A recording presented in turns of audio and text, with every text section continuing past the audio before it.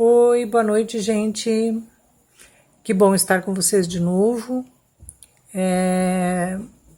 Tava precisando, né, a gente parar um pouco para refletir em tudo isso que está acontecendo e o que isso tem a ver com a nossa profissão e o nosso papel na sociedade, né? Porque nós estamos sendo atingidos como cidadãs e como cidadãos, mas também a forma de organização das cidades, a forma de pensar os espaços construídos, faz parte desse processo, né? Por exemplo, estamos tendo que dar uma readaptada nas nossas casas para poder trabalhar dentro delas, pensar em equipamentos, de como fazer esse tipo de coisa. A internet, as redes, as operadoras não estão preparadas para reforçar os pacotes para que a gente possa gravar os vídeos, ter um trabalho mais consistente online, e isso está dificultando.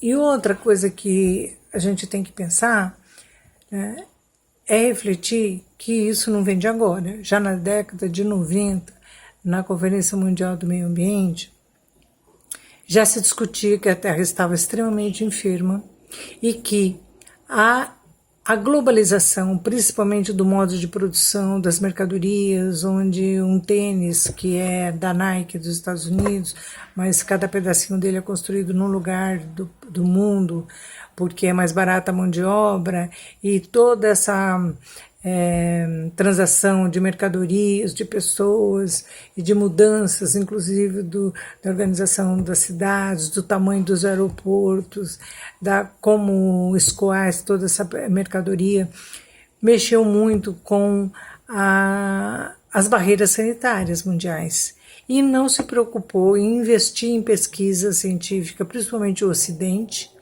que se diz o mais avançado, etc., né? E já estamos na terceira pandemia, né? Então essa discussão já tem mais de 30 anos, mas parece que as pessoas só caem a ficha quando a ameaça da morte, principalmente, está muito perto. E infelizmente a humanidade ainda aprende com muita dor, né? E inclusive quem não teve esse poder de decisão são as maiores vítimas, né? Agora, como afeta a nossa profissão? Isso afeta com a forma do uso do solo, do planejamento das cidades. Será que essa discussão de cidades compactas, extremamente verticalizadas, numa situação dessa, tem provado o quê? Que nós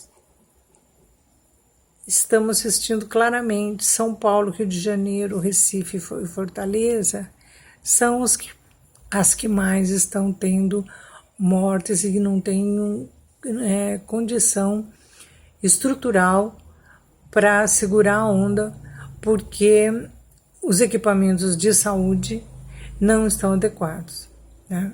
Não tem essa infraestrutura. Então, como que nós podemos repensar a forma de trabalhar os nossos projetos, a forma de pensar os nossos projetos, como que isso interfere na nossa vida profissional? Por exemplo, algumas cidades do Brasil já estão adaptando escolas para se transformar em UTI. Se a gente já pensa numa possibilidade que isso não é a última, e a gente não sabe nem quanto tempo vai durar essa pandemia, nós temos que incorporar algumas questões no projeto arquitetônico, por exemplo, a impermeabilização das paredes, que uma boa parte da escola possa mudar de uso em qualquer situação de emergencial, né? E se for de saúde, as paredes têm que ter impermeabilização com tintas laváveis. Isso é um dos critérios, uma das normas da BNT para os equipamentos de saúde. Então, nós temos que parar para pensar como é que nós vamos continuar construindo habitações minúsculas, com poucos quartos, que aí tem que isolar a pessoa e aí não tem banheiro nem quarto suficiente para que isso se dê, né?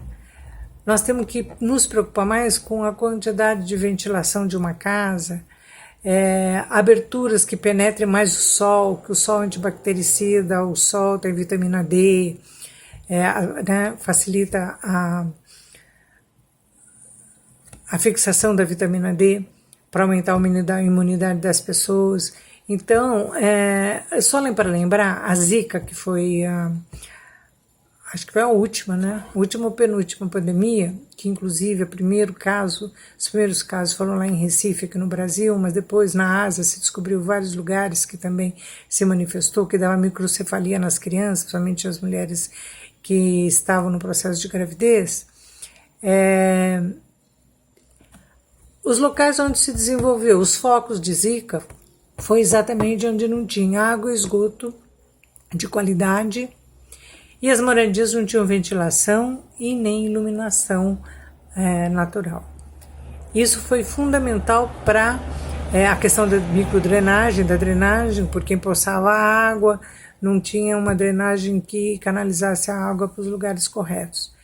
Então, nós temos que pensar, isso tem tudo a ver com a questão da urbanização, né? E a qualidade das moradias.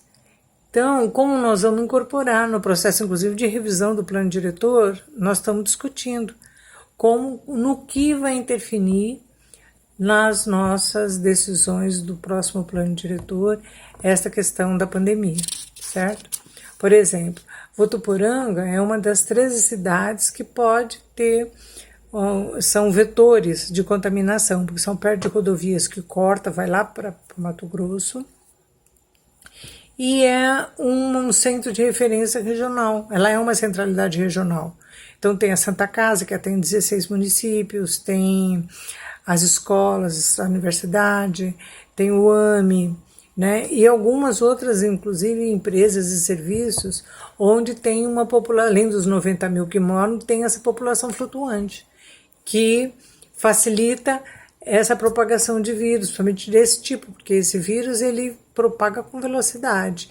E quanto mais gente estiver na rua, quanto mais movimento, mais está se propagandeando.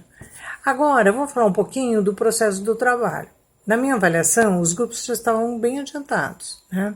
A maioria já tinha feito os estudos da história da escola, de como apareceu a escola e as estruturas escolares, já tinha feito entendimento do programa de necessidades do FDE e já tinham lido boa parte, já tinham pesquisado sobre a crítica que a Doris faz nas discussões da FDE. Tinha que aprofundar as questões das metodologias, para vocês escolherem que metodologias, inclusive, vocês gostariam de incorporar no projeto, e assim pensar o espaço. Muitos já foram no terreno, fizeram fotos do terreno, etc., e agora teria que estar discutindo as técnicas construtivas, pesquisar as técnicas construtivas e já ir pensando no conceito. O que é conceito para vocês, né? Eu cheguei a postar alguns vídeos sobre conceito, eu não sei se vocês viram, mas a gente pode retomar esses vídeos. Assim como nas aulas passadas, o Celso provavelmente vai postar de novo aqueles vídeos que vocês já viram, e aí a gente vai. Alguns alunos já estavam, alguns grupos já estavam pesquisando sobre os estudos de caso das escolas, né, para depois ir visitar as escolas, né. Vocês não vão poder visitar as escolas, então eu vou conversar com o Celso se a gente retira essa parte. E aí começar a sistematizar o portfólio. O portfólio não é para ficar copiando as coisas, é para fazer uma sistematização, né, do que é fundamental em cada pesquisa que vocês estão fazendo, tá? As legislações também, além da legislação da FDE, tem no plano diretor tem um artigo sobre educação, né? Se bem que eles adotam a questão da FDE, mas tem algumas normas lá básicas, assim, tem também da questão do estacionamento, dos recuos, né? Que seria bom vocês estarem vendo.